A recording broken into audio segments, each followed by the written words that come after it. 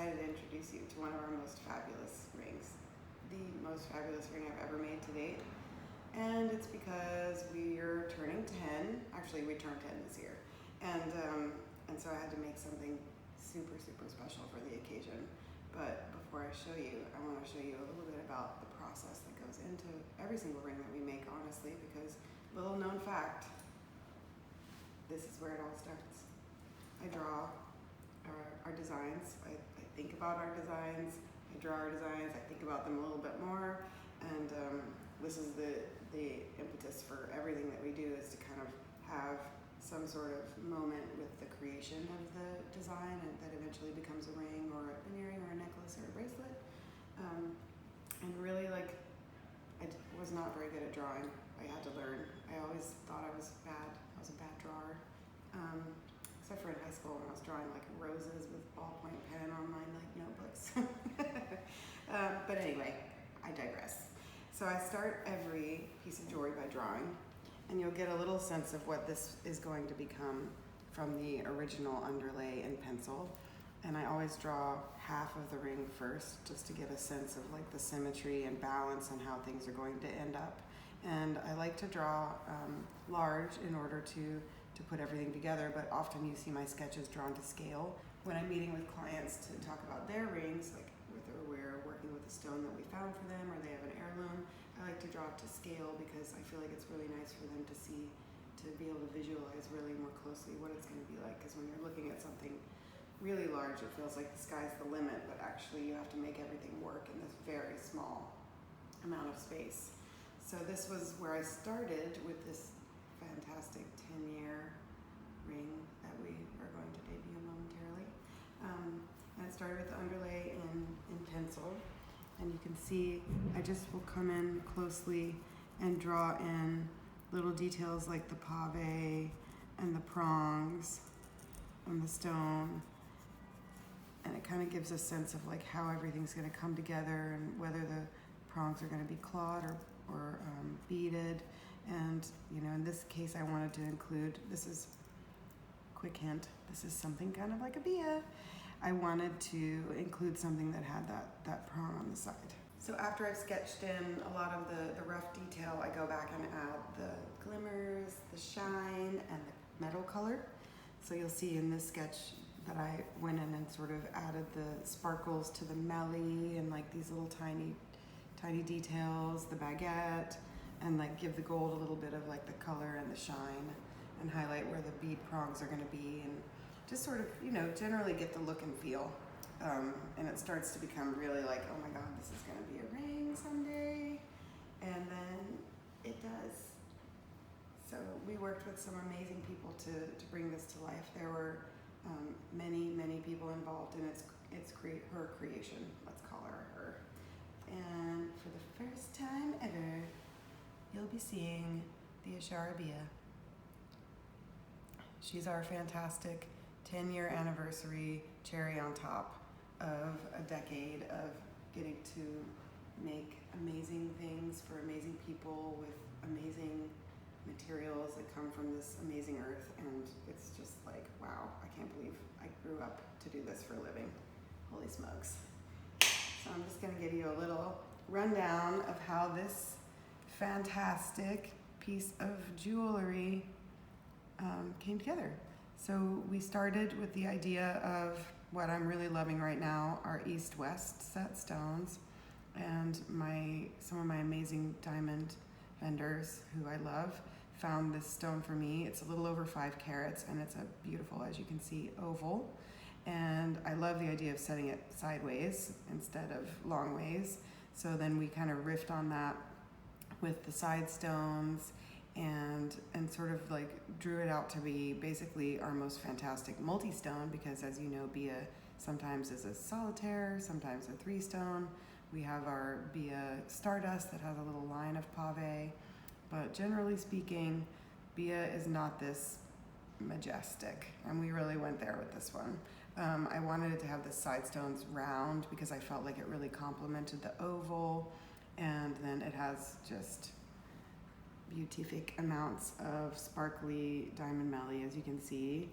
We put it all up in the shank and the setting, And then in the beautiful little Bea accent prong, which you can't see from the top, it's hidden, but inside there we put a little baguette because this is the year of the baguette. We started adding them to the collection earlier, and you know, it just kind of needed a little extra diamonds on the side.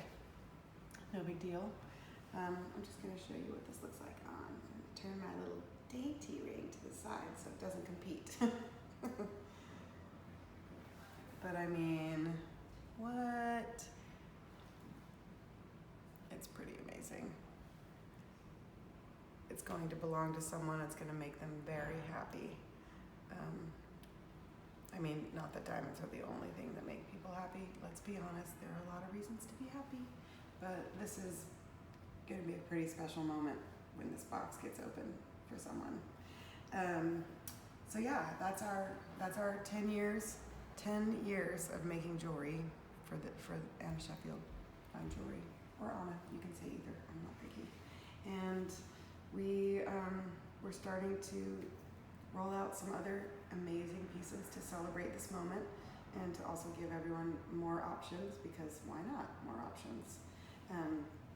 This is really our moment for multi-stone though, so I'm going to introduce you to a few other things that we've created in the last few months for our holiday season in our 10th year, 2019. Putting this back in the box. New 5-stone Bea with a little east-west emerald cut. She's so precious and cute and amazing and wonderful, and it was inspired by a bespoke ring that I made for a really dear friend of mine who just got engaged. Shout out to Emily. She wanted to do something that was east-west and special and petite, that had like a vintage feel, and we were looking at the east-west that we just recently added in the 7x5 Bea solitaire, and I was like, why not just a couple little round stones, make it sweet? And I liked it so much that we put it into the collection, because I thought there's other people that are gonna really love this ring.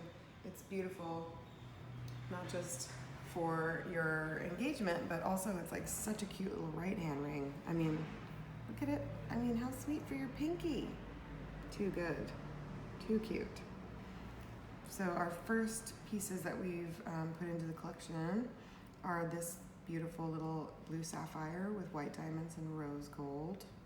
This will be so pretty paired with, I mean, the good thing about this too is that you can layer them with our notched like nesting bands, or you could wear it with a straight band, or like I said, it could just be your own personal fabulous right hand ring, because there's nothing wrong with that. So that's our blue. And then of course we made one with black diamond, and it still has a little shimmer from the facets on the top, but you get so much twinkly beautifulness from the little rounds. And then of course we just had to have an all white diamond one, because why not? And how sweet is this? Emerald cut center, again the round sides, beautiful in the yellow gold, and then you can see from the side it just has that teeny tiny little Bea prong that makes it a Bea. I added that. They don't usually have those little flat prongs, but I added that from the very beginning, and it's part of this story, and it's always there, even if it's just kind of hidden. But you can see, well, actually, let's look at it stacked. You can see that, I mean, so pretty with the curved band. It's definitely a ring that you could stack with a lot of the tiny tiara would be beautiful. The Eleanor scallop would be beautiful. I think you could do a row of the curves, and that's really nice, or just really just a sweet little straight band would be beautiful. But I mean, look at them all together, so cute.